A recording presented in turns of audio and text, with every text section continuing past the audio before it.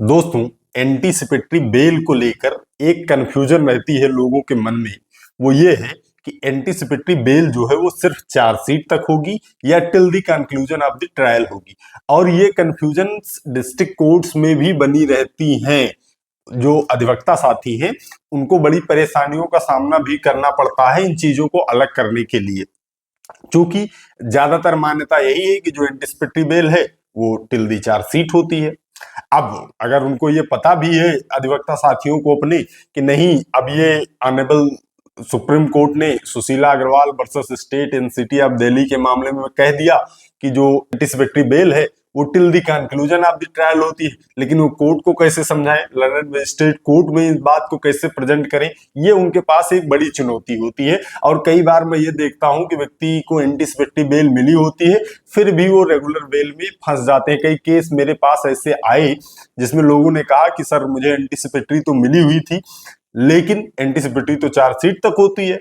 फिर मैंने सरेंडर किया, फिर से रेगुलर बेल कराई जेल जाकर। हमने कहा यार आप समझा नहीं पाए, प्रेजेंट नहीं कर पाए। मजिस्ट्रेट लर्नड मजिस्ट्रेट कोर्ट में भी ये होता है कि ज्यादातर स्थितियों में कह दिया जाता है कि एंटीसिपेटरी जो है वो टिल दी चार्जशीट ही होती है। तो दोस्तों आइए आज के इस वीडियो में हम यही समझते हैं कि जो एंटीसिपेटरी है वो टिल दी चार्जशीट होती है या till the conclusion of the trial होती है। और अगर till the conclusion of the trial होती है तो उसे लर्नड मजिस्ट्रेट कोर्ट में, डिस्ट्रिक्ट कोर्ट में कैसे अप्लाई करवाना है, कैसे उसको till the conclusion of the trial बनाना होता है। दोस्तों पहले हम बात करते हैं ऑनरेबल सुप्रीम कोर्ट के जजमेंट के बारे में। शार्ट आपको बताते हैं कि ऑनरेबल सुप्रीम कोर्ट का judgement Sushila Agarwal versus state and city of Delhi क्या कहता है, ये मैं आपको पढ़ के सुनाता हूं। इसका सब क्लास 5 क्या कहता है। Anticipatory bail granted can depending on the conduct and behaviour of the accused continue after filing of the chargesheet till end of trial. यानी मतलब क्या हुआ कि एंटीसिपेटरी मिलने के बाद अगर एक्यूज्ड जो है उसका बिहेवियर ठीक रहा है, उसका कंडक्ट ठीक रहा है, तो ये जो एंटीसिपेटरी बेल होगी ये till the conclusion of the trial के लिए मानी जाएगी। और till the conclusion of the trial के लिए अगर यही एंटीसिपेटरी बेल मान ली जाए तो रेगुलर बेल कराने की कोई जरूरत नहीं है। अब किस लिए रेगुलर बेल कराएंगे जब यही बेल हमारी till the conclusion of the trial जाती है, यानी मुकदमा खत्म होने तक। अब दोस्तों जो हमारे नए अधिवक्ता साथी हैं उनको समस्या कहां आती है कि भैया इसको कैसे कोर्ट में प्रेजेंट करें और इस बात को कैसे लर्नड मजिस्ट्रेट कोर्ट के समक्ष रखें जिससे वो हमारी जो एंटीसिपेटरी है वो till the conclusion of the trial मान ले। तो सबसे पहले हम आपको बात बताते हैं कि जब अगर विवेचना के दौरान ही आपको एंटीसिपेटरी ग्रांट हुई है या विवेचना के बाद आपको एंटीसिपेटरी ग्रांट हुई है, जो उस एंटीसिपेटरी की जो विवेचक है, अगर विवेचना के दौरान हुई है तो विवेचक जो है उसकी एक कॉपी अपने केस डायरी में लगाता ही लगाता है। अब जब वो कॉपी लग के कोर्ट में आती है और कोर्ट प्रसंज्ञान लेती है तो आप वहां आर्ग्यूमेंट कोर्ट से कर सकते हैं, कोर्ट का ध्यान उस एंटीसिपेटरी बेल पर ले जा सकते हैं कि ये जो सीडी के साथ लगकर एंटीसिपेटरी बेल आई है ये till the conclusion of the trial मान ली जाए, क्योंकि ऑनरेबल सुप्रीम कोर्ट की इस पे गाइडलाइन है और हमारा बिहेवियर ठीक रहा है। ये आप वहां आर्ग्यूमेंट कर सकते हैं। लेकिन मान लिया कि सीडी में आईओ ने नहीं लगाया है या आईओ ने आपको इंटरिम प्रोटेक्शन मिली थी वही लगाया है, फाइनल जो आपकी एंटीसिपेटरी बेल हुई वो नहीं लगाया है, तो आप कोर्ट के सामने कैसे प्रेजेंट करेंगे।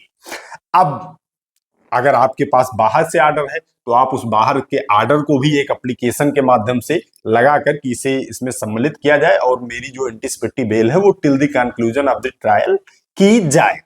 ये आप एप्लीकेशन देंगे तो लर्नड मजिस्ट्रेट कोर्ट मान लेती है। अगर आप इन सारे उसको जजमेंट का हवाला देंगे तो मान लेती है, till the conclusion of the trial कर देती है। लेकिन कैसे होती है प्रक्रिया, कितनी कठिनाइयां होती है डिस्ट्रिक्ट कोर्ट में, वो भी मैं आपके समक्ष रखना चाहता हूं। अब मैं अपने एक केस पर चलता हूं। मेरा एक 376 का केस था, उसमें एंटीसिपेटरी मैंने डिस्ट्रिक्ट कोर्ट से मूव की, वहां से डिसमिस हो गई, खारिज हो गई। मैंने ऑनरेबल हाई कोर्ट में उस एंटीसिपेटरी बेल को लगाई, वहां से भी खारिज हो गई। फिर उस एंटीसिपेटरी बेल को हम लोग लेकर गए supreme court. Honourable supreme court ने वो ग्रांट कर दी, जो हमारी अपील थी उसको अलाउ कर दी। जो यहाँ हाई कोर्ट का रिजेक्शन ऑर्डर था, इसके खिलाफ जो हम गए थे वो हमारी वहां अलाउ हो गई। अब अलाउ होने के बाद में चार्जशीट लग गई, प्रसंज्ञान हो गया, मेरे खिलाफ समन हो गया, मेरे खिलाफ बीडब्ल्यू भी जारी कर दिया गया लंदन मजिस्ट्रेट कोर्ट के द्वारा। अब इस यहां से पैरवी के लिए मेरे पाले में बात आई कि भाई साहब वो तो बेल मान ही नहीं रही, बीडब्ल्यू जारी हो गया, यानी बेलेबल वारंट वहां से जारी हो गया है, ये जो ऑर्डर आया था ऑनरेबल सुप्रीम कोर्ट का ये तो माना ही नहीं जा रहा है। फिर मैंने आगे की प्रक्रिया में बताता हूँ। मैंने ओरली जाकर पहले कोर्ट में आर्ग्यूमेंट किया कि ये जो एंटीसिपेटरी है वो ग्रांट हुई थी ऑनरेबल सुप्रीम कोर्ट से, और ऑनरेबल सुप्रीम कोर्ट के ही order Sushila Agarwal versus state and city of Delhi के लाइट में इसे till the conclusion of the trial मान लिया जाए, ये जो वारंट वगैरह है ये हटा लिए जाए। ओरल आर्ग्यूमेंट पर बात नहीं बनी, जो लंदन मजिस्ट्रेट थे वो सहमत नहीं हुए मेरी बात से। फिर मैंने एक प्रार्थना पत्र मूव किया, जो आप भी मूव कर सकते हैं, और इस पर ऑर्डर ले लेना चाहिए आपको। अगर आपकी एंटीसिपेटरी जो है उसमें ये मेंशन नहीं है कि ये टिल द चार्ज सीट है, तो उसमें आपको ये एप्लीकेशन मूव करके ऑर्डर लेने के लिए लंदन मजिस्ट्रेट कोर्ट से आपको कहना पड़ेगा, तभी वहां आपकी जो आर्ग्यूमेंट है इसका प्रभाव पड़ेगा। मैंने एक एप्लीकेशन मूव किया, आपको भी ऐसे एप्लीकेशन मूव करना है। प्रार्थना पत्र वास्ते कराए जाने अनुपालन माननीय उच्च न्यायालय इलाहाबाद की जो लिखा है एप्लीकेशन, उसमें था माननीय उच्चतम न्यायालय सुप्रीम कोर्ट का एक ही आर्डर था। मैंने इसमें सारे केस उसका हवाला दे दिया कि हमारा सारा ठीक ठाक है। मेन जो पॉइंट था वो मैं आपको बताता हूं कि इसमें आपको लिखना क्या है। यहां से जो मुकदमे की जानकारी, मुकदमे की जानकारी होने पर प्रार्थीगण माननीय उच्च न्यायालय गए, वहां हमारे एप्लीकेशन में माननीय उच्चतम न्यायालय था, अपनी अग्रिम जमानत प्रार्थना पत्र प्रस्तुत किया और दिनांक इतना को माननीय उच्च न्यायालय ने प्रार्थीगणों को इंटरिम प्रोटेक्शन दिया। इसके बाद माननीय उच्च न्यायालय ने शिकायतकर्ता समेत दोनों पक्षों को सुना। दिनांक 21/8 को प्रार्थीगणों को अग्रिम जमानत पर रिहा कर दिया। प्रार्थीगण सीधे साधे विधियाबद्ध व्यक्ति हैं, प्रार्थीगणों का कोई आपराधिक इतिहास नहीं है। अग्रिम जमानत पर रिहा होने के बाद प्रार्थीगणों ने जमानत की समस्त शर्तों का अक्षरशः पालन किया है और भविष्य में भी जमानत की शर्तों का पालन करेंगे तथा न्यायालय श्रीमान जी द्वारा नियत की गई समस्त तिथियों पर स्वयं या अधिवक्ता के माध्यम से हाजिर आते रहेंगे। इसके बाद इसलिए न्यायहित में माननीय उच्चतम न्यायालय द्वारा पारित विधि व्यवस्था Sushila Agarwal versus state and city of Delhi and others के आलोक में प्रार्थीगणों की हाजिरी स्वीकृत करते हुए विचारण के निष्कर्षित होने तक रिहा करने की कृपा करें, यानी till the conclusion of the trial के लिए हमें छोड़ दिया जाए। हमने अक्षर से जो जमानत की शर्त थी उसका पालन किया है, हमने कोई वायलेशन नहीं किया है। अब ओरल आर्ग्यूमेंट से तो सेटिस्फैक्शन कोर्ट को नहीं हुआ था, तो मैंने एप्लीकेशन मूव किया और मैंने ऑर्डर के लिए कहा कि इस पे कोई ऑर्डर कर दिया जाए, क्योंकि हम हायर कोर्ट भी जा सकें। क्योंकि ओरल में तो कोई हायर कोर्ट में जा नहीं सकता हूं, आप कह रहे हैं नहीं मानेंगे तो ठीक है भाई साहब नहीं मानेंगे, लेकिन अगर हमें हायर कोर्ट जाना है तो कोई मुझे ऑर्डर चाहिए। इस एप्लीकेशन को मूव करने के बाद जो ऑर्डर हुआ वो मैं बताता हूं आपको। ये हुआ ऑर्डर।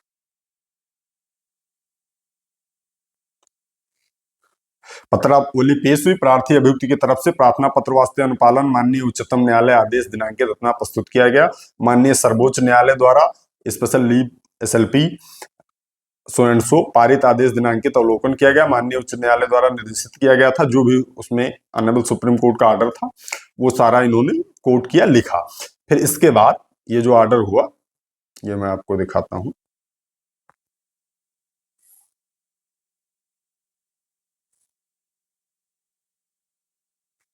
माननीय सर्वोच्च न्यायालय द्वारा पारित उपरोक्त आदेश के अनुपालन में उक्त प्रकरण में अभियुक्त सो एंड सो की गिरफ्तारी पर रोक लगाई जाती है। अभियुक्त के विरुद्ध कोई भी उत्पीड़नात्मक कार्रवाई न की जाए। अभियुक्त के विरुद्ध यदि किसी प्रकार की आदेशिकाएं जारी की गई हो तो उन्हें तत्काल प्रभाव से वापस लिया जाए। सभी संबंधित सूची हो, पत्रावली नियत तिथि को पेश हो।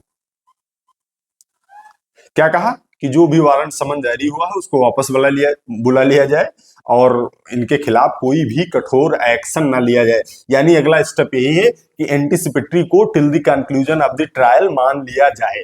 अब ये सुप्रीम कोर्ट का मामला था, अगर आप ऑनरेबल हाई कोर्ट से भी अपनी एंटीसिपेटरी प्राप्त कर रहे हैं तो अगर उसे till the conclusion of the trial मान लिया जाता है, कई कोर्टें ऐसी हैं लंदन में स्टेट कोर्ट की कि वो CD में आपके एंटीसिपेटरी का ऑर्डर जो लगा होता है उसको पढ़ने के बाद में उसको till the conclusion of the trial मान लेते हैं, वो नहीं जारी करते हैं। लेकिन अगर कहीं ये समस्या फंस रही है तो आपको एक फोर्स करना है, एप्लीकेशन अनुपालन कराने के लिए मूव करना है, उस पर कोई ऑर्डर प्राप्त करना है। अगर उस पर ऑर्डर आपको वो देने को तैयार है कि नहीं हम नहीं देंगे, एंटीसिपेटरी जो है आपकी till the conclusion of the trial नहीं मानेंगे, तो उसके लिए उनको कारण भी तो देना होगा कि आप क्यों नहीं मानेंगे। अगर हमने एंटीसिपेटरी की जो शर्तें थी उसको पालन किया, अक्षरशः पालन किया है, तो हमें till the conclusion of the trial दिया जाना चाहिए। अगर हमने कोई वायलेशन नहीं किया है, अगर वायलेशन किया है तो उस वायलेशन का जिक्र किया जाए, फिर हमारी जो एंटीसिपेटरी बेल है इसको till the conclusion of the trial ना मानी जाए। लेकिन अगर हमने अनुपालन किया है तो ये till the conclusion of the trial मानी जाएगी। और आप लोग भी ये ध्यान रखें कि आपकी जो एंटीसिपेटरी बेल है वो till the conclusion of the trial ही होती है, उसके बाद रेगुलर बेल आपको नहीं कराना है। अगर कोई विषम परिस्थिति उत्पन्न नहीं हुई है, जैसे आपने वायलेशन वगैरह नहीं किया है, तो आपको कोई कंफ्यूजन नहीं रखना है। ये सेम एप्लीकेशन बनाकर आपको मूव करना है और ऑर्डर के लिए निवेदन करना है। वैसे ज्यादातर स्थितियों में बता रहा हूं, जो सीडी में लग के आती है एंटीसिपेटरी बेल, उसी से मान लिया जाता है, आपको एप्लीकेशन मूव नहीं करना पड़ेगा। लेकिन विषम परिस्थिति में अगर कहीं जरूरत पड़ जाए तो इसको मूव कर आप ऑर्डर ले सकते हैं। तो दोस्तों, उम्मीद करता हूं कि वीडियो आप सभी के लिए नॉलेजेबल रहा होगा। आज की इस वीडियो में इतना ही। मिलते हैं अगली प्रॉब्लम सॉल्विंग वीडियो में। तब तक आप सभी लोग अपने स्वास्थ्य का ख्याल रखिए। कानून की जानकारी, अपने अधिकारों की जानकारी इस चैनल के माध्यम से लेते रहिए। मामलों से बच के रहिए। I love you all.